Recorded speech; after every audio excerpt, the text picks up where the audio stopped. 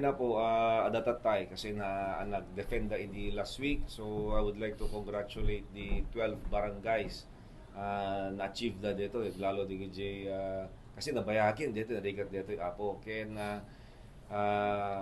sabi ko mata ma-sustain. The challenge is how to sustain apo ta mo yamet kasi nga naduma-duma nga problema ket adalata hantay mai-project. And I also commend di gijay te ko na datate baro nga kapitan na pag drug free nga di barangay na ket congratulations ken the remaining barangays apo ikarkarigatan damit.